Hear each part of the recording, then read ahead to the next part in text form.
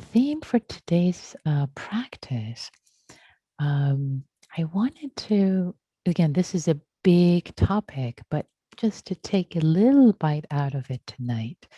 And the little bite out of the topic of comparison, the comparing mind, comparing ourselves.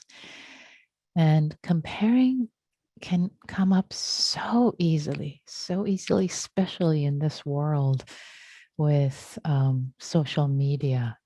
You might be on social media to share something or news, and then soon you'll be seeing other people's vacations and this and that, and it's like, oh, the sense of comparison comes up, and wanting, and or other success or good fortune, etc. So comparison, not just on social media, but there's so many ways comparison come up. And again, this is a big topic, but we'll take a little bite of it tonight. And one thing I want to invite, and so many ways to work with the comparing mind, what we call in Buddhism the comparing mind. It just compares. It just compares.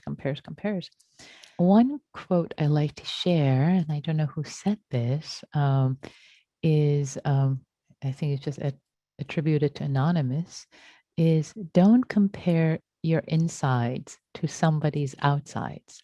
Don't compare your insides to another person's outside. So you only see an image externally of what is happening, whereas you're comparing your wants, your, we're all human. We're all human. So with that in mind, one of the antidotes, again, there are many, many ways, both through metta practices, heart practices, as well as wisdom practices, because really this comparison is an aspect of what's called mana, conceit. And that's a big topic that we can talk about in the wisdom tradition.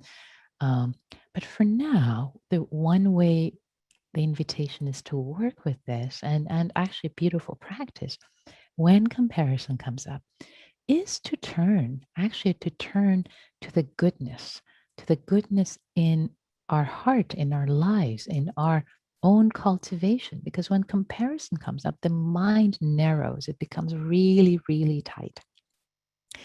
And it only concentrates on what it does not have, on what it idealizes, what it wants, and it does not have.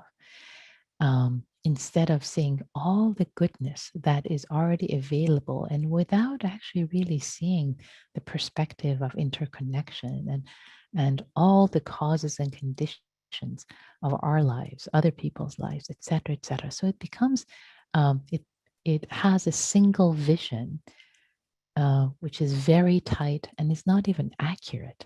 So through bringing up gratitude, we actually expand that vision. And then our heart, in fact, can become available to wish the other person well. And may you be well. May you shine in your goodness. May you be happy on your vacation and your success. May you give to the world as I give to the world. Right? May we all play our parts in this world. We all have a different part to play. But that expansion of vision can become possible through the practice of gratitude, one of the avenues.